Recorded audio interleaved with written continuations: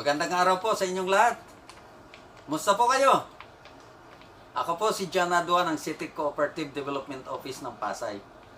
Gusto ko lang munang batiin ang aming hipis, Engineer Rolando Londoño. At of course, ang aming butihing mayora, Amy Calixto Rubiano. Kasama rin ang kanyang kapatid na si Congressman Tony Calixto. Maliban pala sa mga magulang at estudyante, maaaring kasama rin pala nating manonood dito ngayon ang ating mga guro ng Philippine School for the Deaf. Alam nyo, napakalaki ng naging epekto sa atin ng COVID-19 na ito. Na patuloy pa rin namiminsala sa atin hanggang ngayon. Hindi lang dito sa ating bansa, kundi sa buong mundo. Bumalik man tayo sa normal, ay hindi na tulad ng nakagista natin bago magka-COVID. Kundi iba na sa tinatawag nating new normal. Alam nyo, nung bumalik kami sa trabaho bilang mga kawani ng lungsod ng Pasay, isa sa nirequire sa amin ay mag-undergo ng rapid testing. At salamat naman po at negative po ang result sa atin. At dito nga ang panahon ng ECQ at MECQ na tayo ay pinagbawalang lumabas, napatunayan natin kung gaano kahalaga ang pagkain na siyang sentro ng ating pag-uusapan ngayong araw na ito. Ngunit ang tanong ng karamihan, paano po kung wala na tayong space, paano kami makapagtanim dahil dikit-dikit na ang bahay? So, yun ang laging tanong. Sabi nga natin lagi, grow your own food is your path to freedom. Freedom from hunger.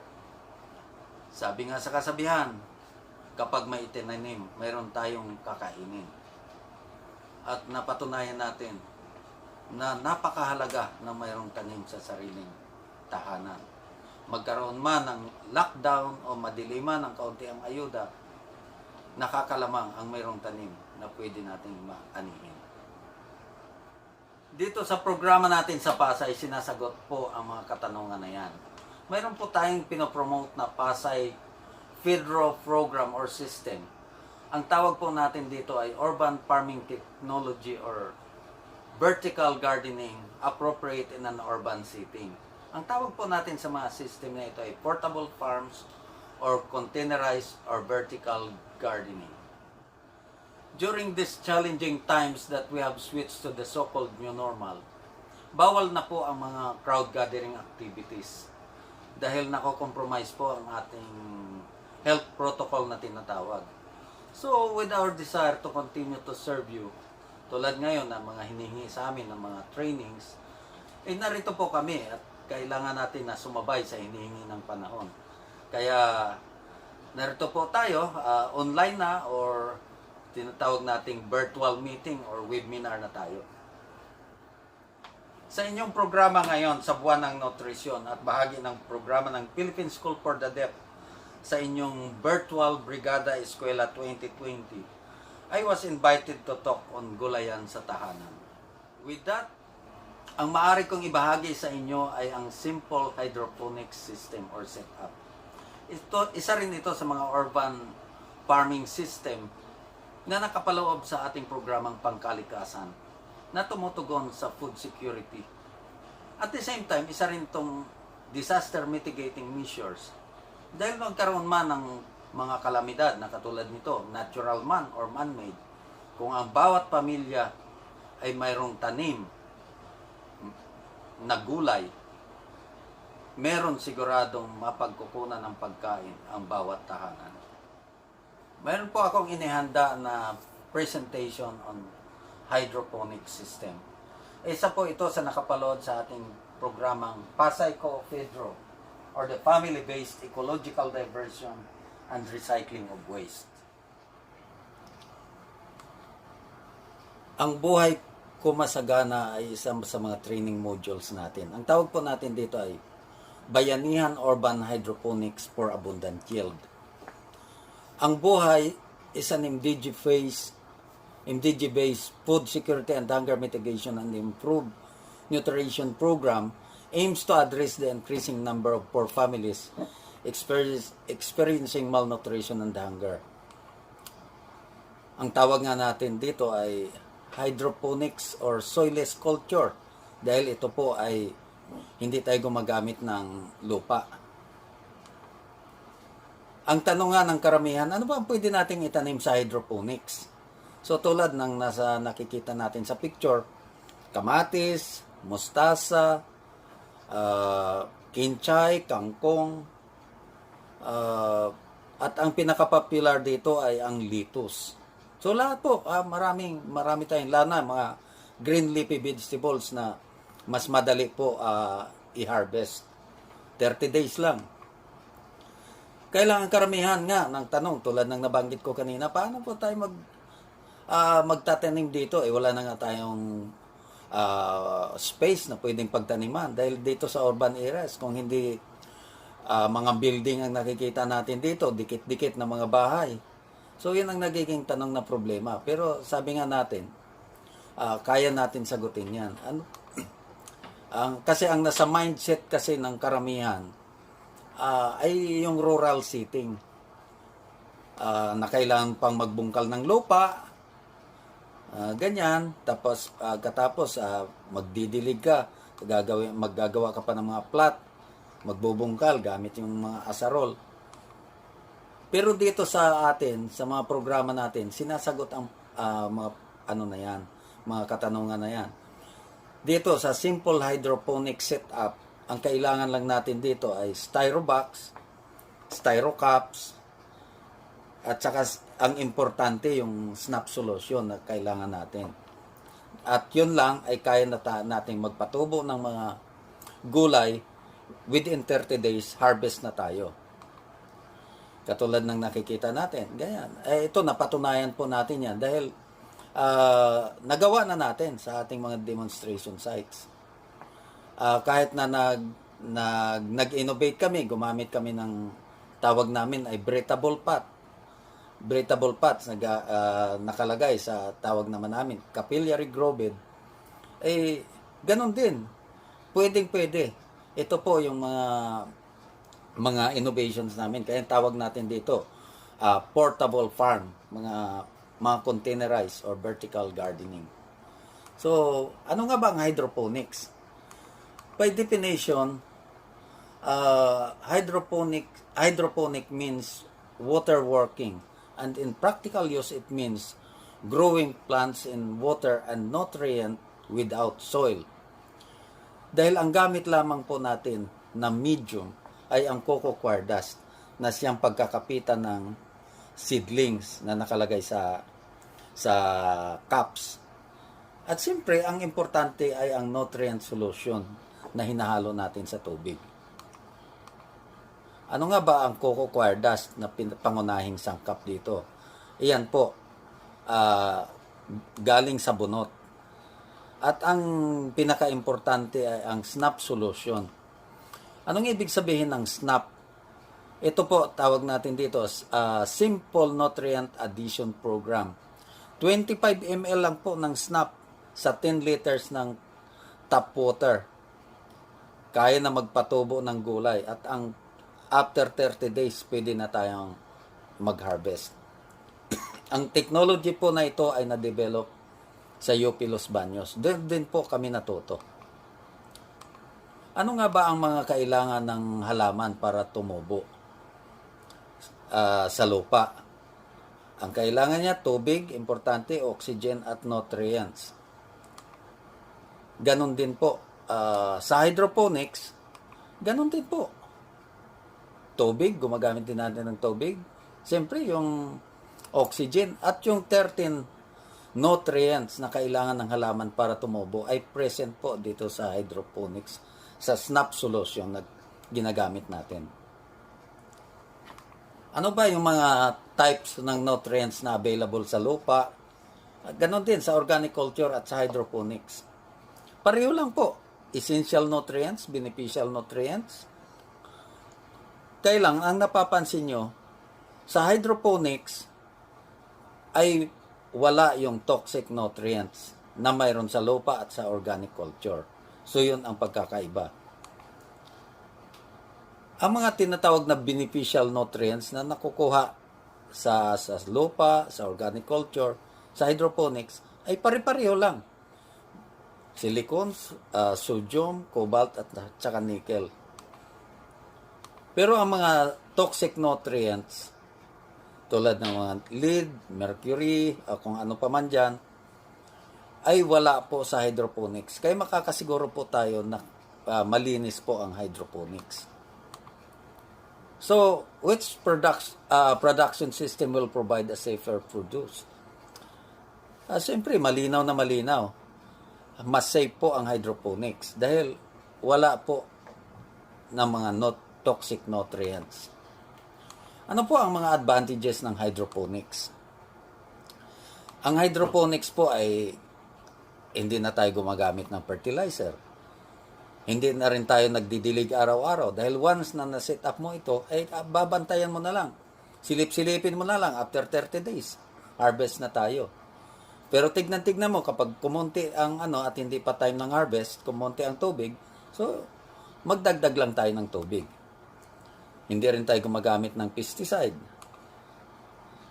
Yung space, konti lang ang kailangan natin. Ang importante, mayroon tayong pwedeng pagpatungan ng ating styrobox. Less din ang time na mako-consume natin, yung manpower. Kasi hindi ka na araw-araw magbubungkal. Hindi ka na kailangan na kung tumubo yung damo ay dadamuhan mo pa. Hindi na. Once mo lang siya isi-set up. So, less din ang energy. So, ganito po yung application ng Snap Hydroponics sa commercial vegetable production. Mga malalawak yun na maramihan. Pero, sa ginagawa natin, gumawa rin tayo sa capillary grow bed, ganito lang kasimple. Lagay lang natin sa breathable pots, ilagay natin sa capillary, ay simple lang, ganyan lang. So, sabi nga, as easy as 1, 2, 3. So, ganun din po sa ating Snap Hydroponics. Dahil styrobox lang ang gamit natin. Ang importante lang, mayroon tayong stand para hindi naman maabot ng mga alaga nating hayop sa kapag nasa ground siya. So, ganyan lang kasimple. Ito, nakita natin to yung sa sa UP Los Baños. Ganito po ang setup ng kanilang hydroponics. So, ang tanong ng karamihan, saan ba pwede nating i-set up? Kahit saan po, ang importante ay hindi siya naaarawan. Ang importante ay tinatamaan siya ng araw. Mahalaga po ang araw sa hydroponics. Ang importante, 6 to 8 hours po dapat tinatamaan siya. Yun ang mahalaga sa kahit alin mga laman. Ang importante, isa pang importante dyan, ay hindi siya direktang tinatamaan ng ulan. So, kapag yung mga owning o excess ng bubong, yung mga easement, pwede na siya sa ilalim. Tapos, mayroon ka lang stand. So, ganyan. Nakikita natin sa picture, ganyan lang.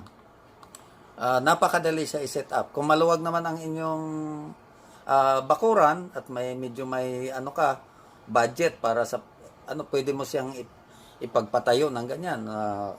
May sarili siyang parang bahay-bahay. So, ganyan. Ito, actual na mayroon ka lang, tawag natin dito, trellis Meron ka lang trellis, pwede mo siyang, lagyan mo ng gulong para hindi ka mahirapan, itulak mo lang siya palabas sa araw kung wala kang pwesto na open. So, ganyan lang kasimple. Sa pichay, may 30 days po tayo. Harvest na tayo ng pichay. Mustasa, ganon din. Ganyan lang. Sweet paper, 50 days. Actually, mga picture na lang ito ng sample. Napakadali lang po. Kinchay, cherry tomato, 65 days. Ayun, upland kangkong, ganon din po. Ito, nasubukan natin. Tinatanong nga kung ano pa yung pwedeng itanim. Yung cucumber, nasubukan po natin. Kaya lang, dahil malakas ito sumipsip ng tubig, sa isang styrobox, isa lang. Kasi nagbabaging pa yan eh. Malakas siya sumipsip ng tubig. So, ayan, nasubukan namin, inobserbahan namin talaga yan. At, ayan, sinubukan mismo ng boss namin yan. Siya mismo nagtanim sa bahay niya. So, sa seedling preparation naman, sinadjust, sinasuggest na kung mas maganda kung mayroon tayong mga seedling tray. Mas advantage kasi ang may seedling tray. Ay, sabi nga diyan, ideal for all types of seedlings except for direct seeded plants. At saka nami-maintain natin yung moist ng yung kinakapitan ng kinilalagyan ng seeds. Conducive pa for root development. Sabi nga may social distancing din dahil naka-individual. So convenient to use dahil lang siya, magaang. At saka malinis tignan. Tend to grow uniformly. Sabi ko nga may social distancing din eh.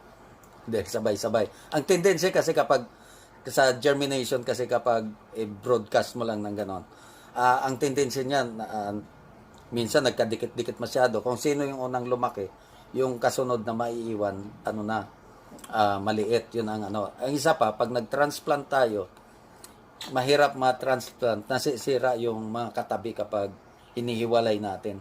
Minsan napuputol yung roots. So, easy to transport kapag halimbawa medyo malayo-layo yung location ng paglilipatan, yung pag-transplant. So, pwede mo bahatin buong isang tray. Kaya medyo,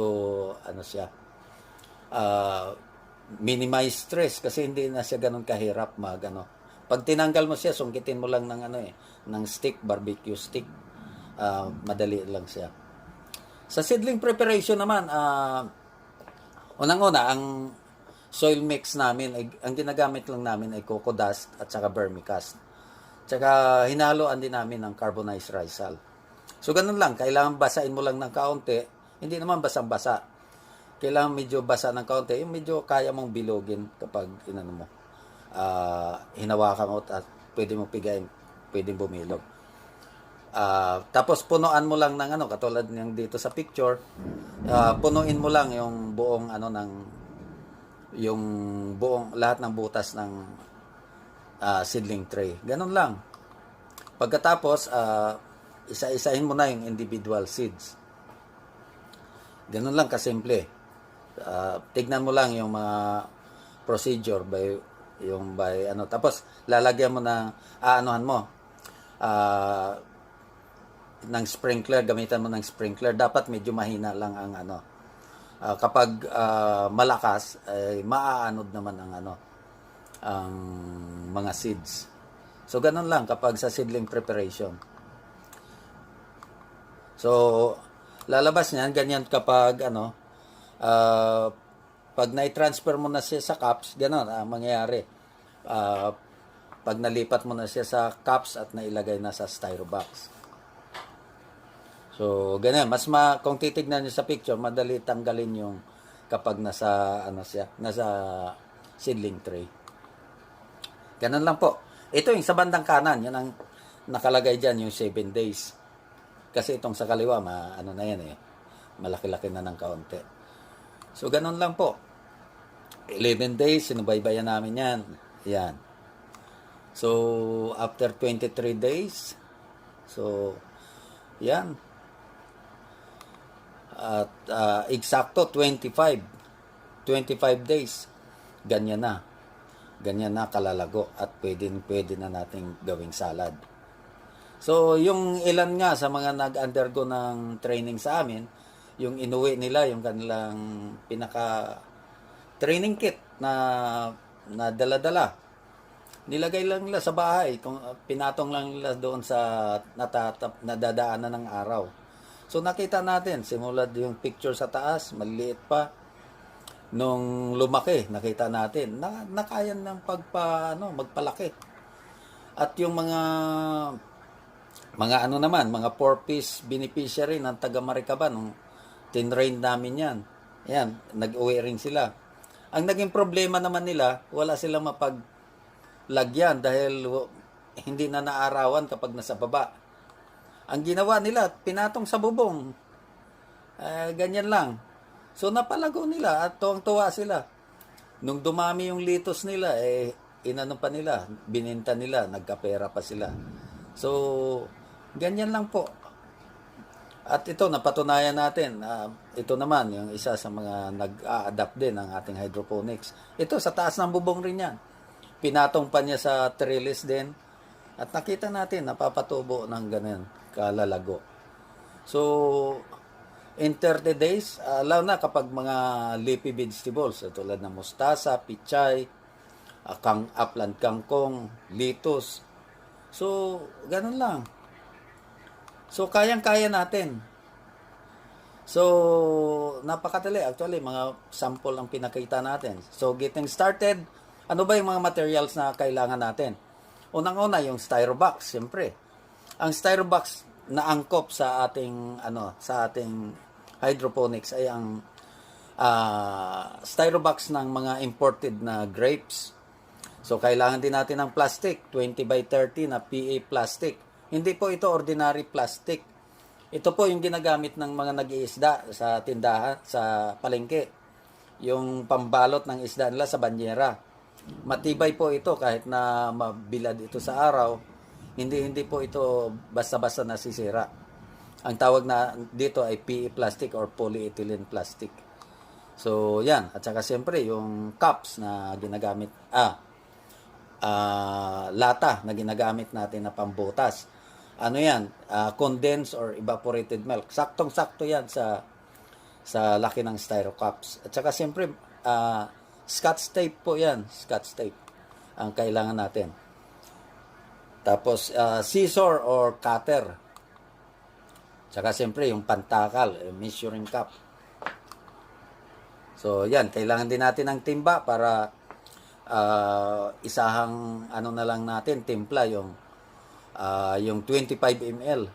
So, eksakto lang yan. 10 liters yan sa isang timplahan para sa isang styrobox. Siguro kung ano man ng kaunting-kunti lang yan, dagdag. Pero naka-design talaga yan sa sakto sa 25 ml sa 10 liters. So, at saka siyempre, ang importanteng ingredients, yung snap solution. So, yan lang. Sa procedure naman, yan, makikita natin sa screen, pero kahit na hindi isa-isahin, anyway, may video naman kami na ipapakita para sa step-by-step procedure para doon sa gagawin nating sa actual na demonstration kung paano ang pag-set up ng hydroponic system gamit ang styrobox. So, ano na lang natin ito, i-run through lang natin ito, hindi na natin isa-isahin. So, ayan, ang magiging niyan, finished product o output ng ating setup ng hydroponics. So, ang susunod po ay ang video ng actual demonstration how to prepare and set up in hydroponics system. Okay, ready na ba kayo para sa hands-on demonstration ng setup ng hydroponics system? So, una sa lahat, kailangan natin tulad ng nakita natin sa slides, ano ba yung mga materials na kailangan natin? Unang-una yung styrobox, yung plastic para mag-hold ng water, snap solution, kailangan natin ng cutter o scissor,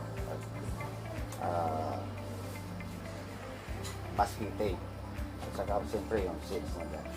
So ngayon, unahin muna natin kung paano inanak yung cups, kung paano ang tamang pagbutas.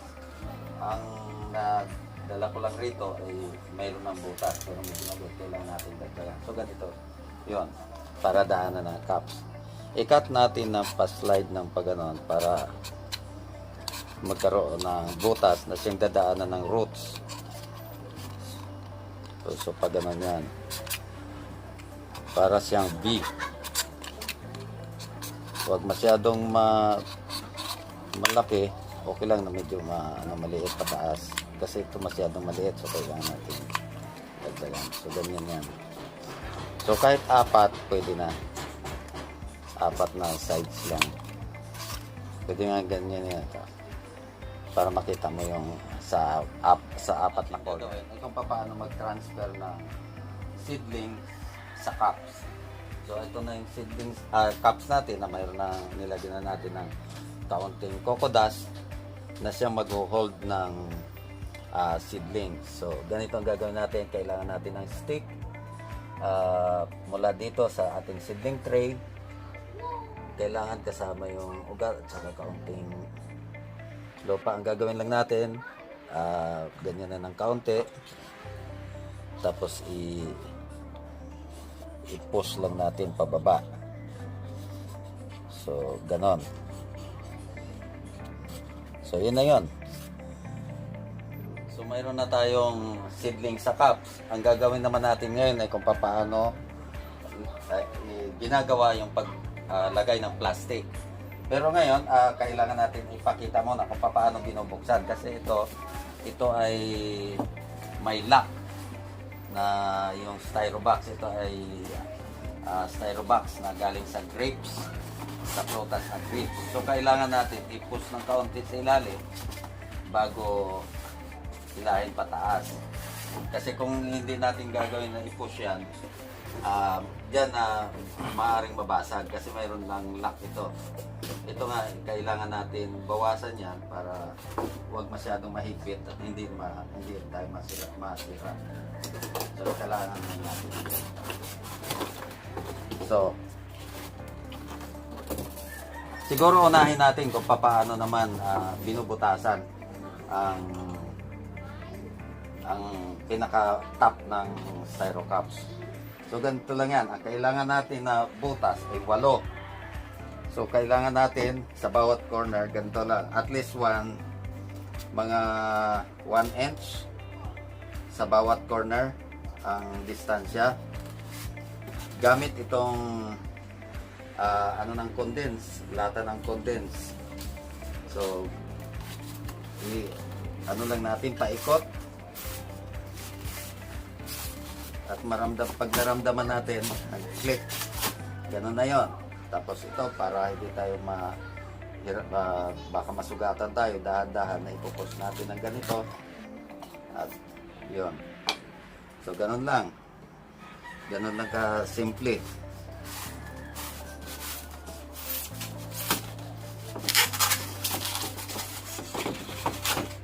Unahin muna natin yung 4 na corner. So, bali tapos na tayo magbutas. So, kung napapansin nyo, bali 8 yung butas niya. Ang reason po dito, para hindi masyadong dikit-dikit kung halimbawa lumaki na yung ating mga litos, pichay, hindi siya masyadong dikit-dikit. So, tamang-tama lang, 4 na corner, yung isa sa sentro at saka sa loob naman yung dalawa. So, yun. So, mamaya na natin iayos, itabi lang muna natin.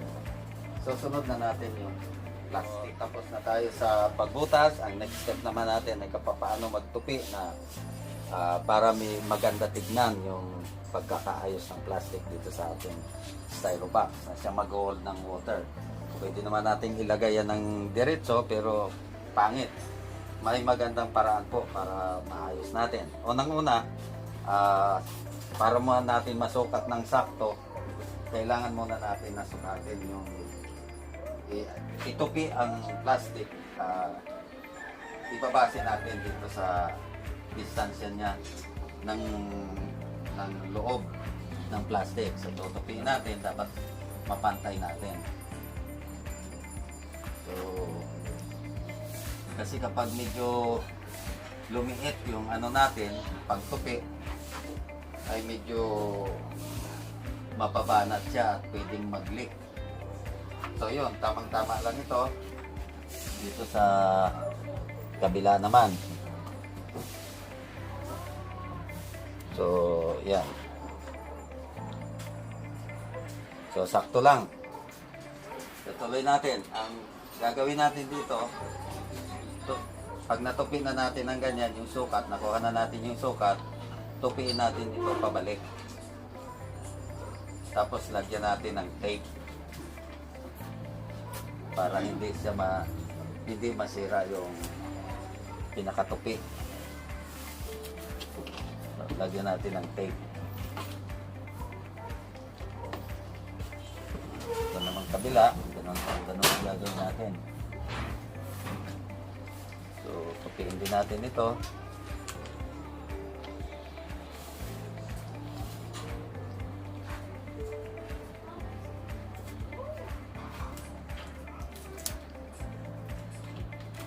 At tapean lang natin para hindi masira yan. So, ganon. So, ganon naman para makuha na naman natin yung pinakalapad niya. Ganon din ang gagawin natin. Tutupiin din natin.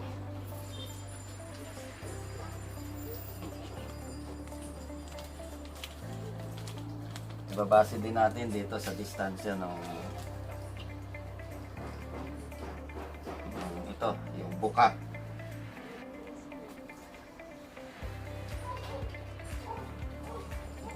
Mahirap din.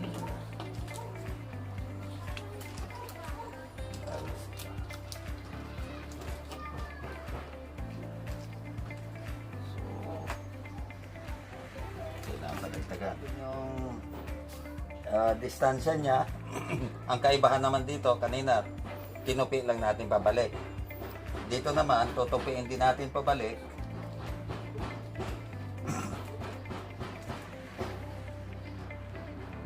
Pag natupi natin pabalik, ang kaibahan dito, ibabalik pa natin ang todo. Tsaka pagbalik natin ang todo, tsaka tayo magtutupi ng triangle sa corner.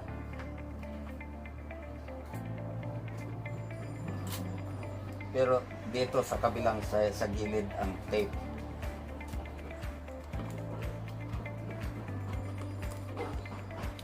Dapat hindi masama ito. So dapat yan, angat.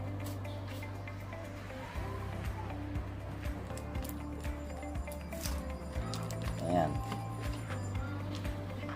Ganon din dito sa kabilang dulo.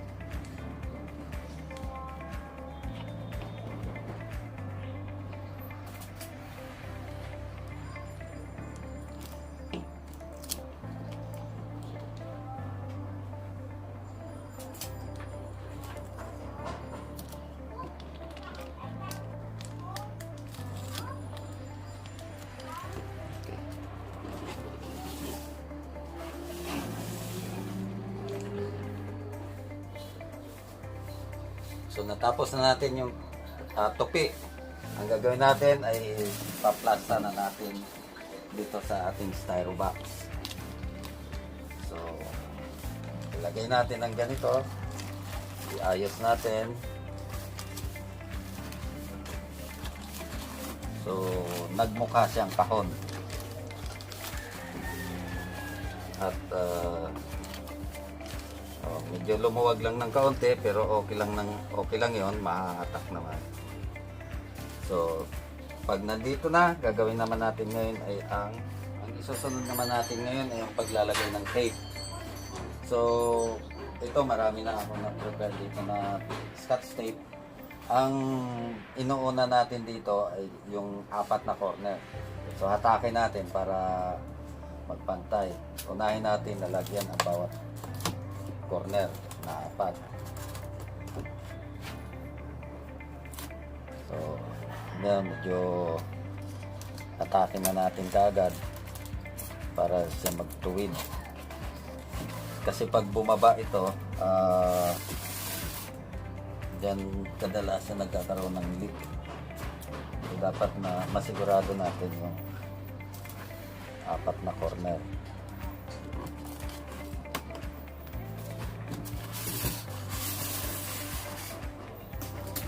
Unahin natin.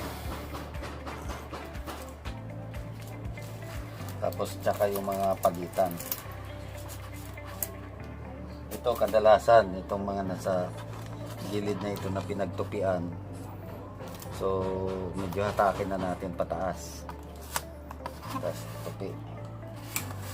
Huwag nating tipirin yung tape.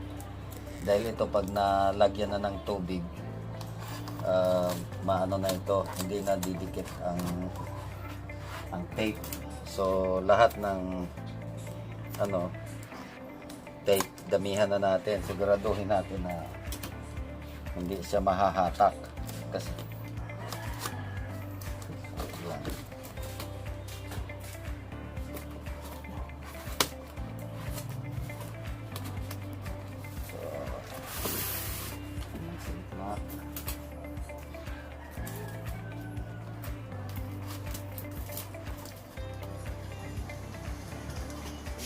So, natapos na natin lagyan ng tape at nagmukha na siyang kahon. So, ang gagawin natin ngayon ay lalagyan na natin ng tubig para matimplahan natin ng snap. So, usually ang sukat ng isang styro box ay eksakto yan sa 10 to 11 liters. So, lalagyan natin ng tubig. Advice namin kung saan nyo ipopwesto yung permanent na pwesto ng inyong paglalagyan ng hydroponics natin, ay tsaka nyo lalagyan ng tubig. Kasi pag nalagyan nyo na ng tubig tapos bubuhat-buhatin, mabigat, baka magkaroon pa ng basag o dahil ito ay styro box lang.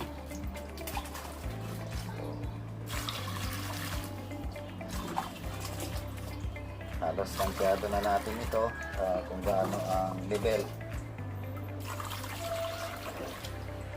Saka na lang tayo magdadagdag pag. So, bali, ang ilalagay natin dito na tubig ay 10 to 11 liters. Ngayon, kapag hindi pantay ang inyong pagpapatungan, magagamit natin itong mga natanggal doon sa pagbutas natin. So, katulad nito, napansin natin dito, mababa yung level dito. So, pwede natin ikalang ito para magpantay. So, ganyan. Tapos, titimplahan na natin siya ng snap solution. Sa isang 10 to 11 liters, 10 liters, 25 ml ng snap solution. Dito na tayo kukuha sa bawas. So, ang 25 ml, nakasukat yan, halos ganito. So,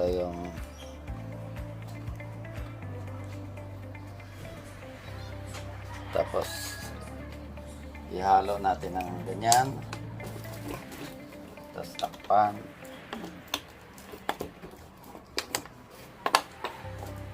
Ito namang isa. Snap A and B. So, kakanawin natin, ihalo natin. Yan. At ilagay na natin yung pinakatakip na may butas. At ilagay na natin, nakapag-prepare na tayo kanina ng 8 na seeds na nasa cups.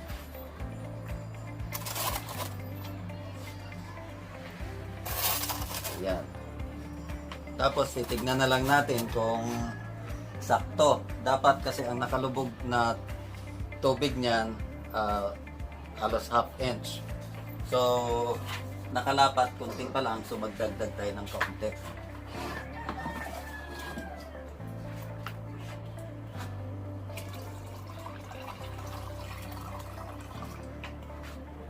So yun. Halos tama lang yung na-prepare natin na tubig. So, okay, tapos na ang ating hydroponics. Ang ating simpleng setup ng hydroponics na akmang-akma na pwede natin gawin sa ating mga kanya-kanyang bahay. So, ayan, aantay na lang po natin ang pagdating ng 25 to 30 days at magha-harvest na tayo ng lettuce or pechay. So, salamat po.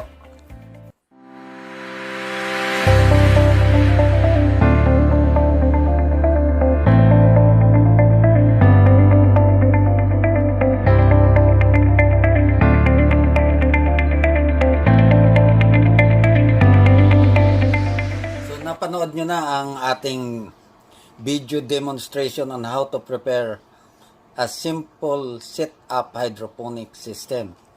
So, ulitin ko lang po yung aking sinabi kanina. Ang dapat na nakalubog sa puwetan ng baso ay mga half inch. Para po sure na ang puwetan ng baso ay nakakasipsipan ng tubig. Hanggat wala pa yung roots. Ang importante kasi niyan, hanggang sa magkaroon ng roots, dapat nakalapat yung puwetan ng baso. So, once na mayroon ng roots, kahit na gahibla o yung parang kasinlaki ng sinulid, kahit isa lang piraso, kahit na bumaba ang tubig, basta nakalaylay siya sa tubig, okay na. Pero kung wala pang roots, dapat dagdagan natin. Pero kung mayroon na, okay na ganyan, kahit na medyo bumaba. Kapag wala, hindi pa time ng harvest at medyo mas pakonti na lang, medyo dagdagan lang po natin hanggang sa pag-harvest. So after 25 days, 25 to 30 days, ganyan na po ang itsura ng ating lettuce. So pwede na tayong mag-harvest.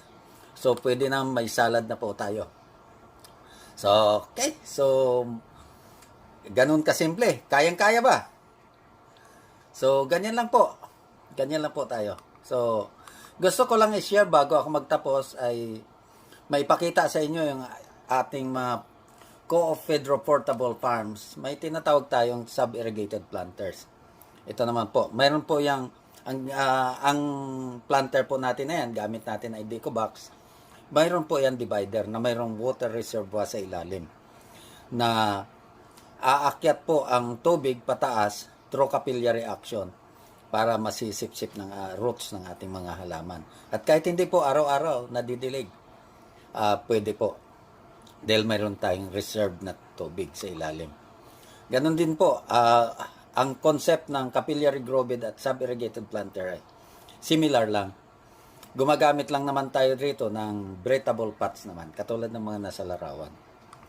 So, ganon din. Mayroon din po tayong tower garden o barrel tower garden. Sa maliit na space, gamit lamang po ang drum, ay marami po tayong may tatanim. Average na 73. Tapos, iba pa yung mga nasa taas. So, kahit ano, pwedeng itanim. Yan sa nakita natin sa picture, nung nasa bandang taas, sa kanan, ay mayroon tayong mga pichay dyan at saka mustasa. At saka kahit na anong herbs, pwede po. So, yan. Mayroon din tayong living walls. Nasubukan na natin ang living walls. Mayroon kaming mga sample ng modular living wall. Tawag natin ngayon ay Emis Tower Garden. So, yan po. At nakapag-install din po tayo dati sa wall. Diyan sa Galvez Street. Sa wall ng School for the Deaf. Mayroon din po tayong raised growing bed bag. So, gamit lang po natin na material dyan, felt cloth, makakabuo na tayo ng planter. So, yan. Talagang sinasabi nga natin, itong mga ginagawa nating portable farm, ay applicable ito sa mga wala ng space talaga na lupa, katulad dito sa urban. So, yan. Mayroon din tayong self-watering tower garden bag with composter. So, ganyan pwede. Yan, mayroon din tayong Amelia system o pinag-combine ng aquaponics at vermiponics. Sabi nga natin, Amelia systems envisions growing fish and vegetables and shrimps everywhere. So, ayan, mga actual pictures po yan ng mga set up sa ating mga barangays. Sa ilang barangays po na napag-set upan natin. Mayroon yang irrigation system. Actually yan, solar powered irrigation system po yan. So, at makita natin, lalo na dito sa taas, kitang-kita yung mga upland kangkong nila, ang tataba. Nakatanim yan sa breathable pots. At ang nakakonect yung system ay sa capillary grow beds. So, yan. Mayroon din po tayong Isacar, ang ating rainwater collector. Isa rin yan sa mga innovation natin. Paano maipon yung mga tubig ulan para magamit na pandilig, panlinis. Ayan. So, yan lang po. Maraming salamat po sa inyong pakikinig at kung dito nyo rin po kami makukontak sa kung mayroon po mga inquiries. So muli, maraming salamat po sa inyong pakikinig at sana po ay nakatulong po tayo sa inyo at sana po ay magawa po natin ito sa ating mga kanya-kanyang tahanan. Kung mayroon po kayong mga katanungan, maaari nyo po kaming makontak doon sa binigay po naming mga contact number. Mayroong telepono sa office, mayroong mga cellphone number, at pwede rin po sa email. At kung gusto nyo rin kami puntahan personal, nandyan lang po kami sa City Hall, sa room 426, 4th floor po ng ating Pasay City Hall. Maraming salamat po.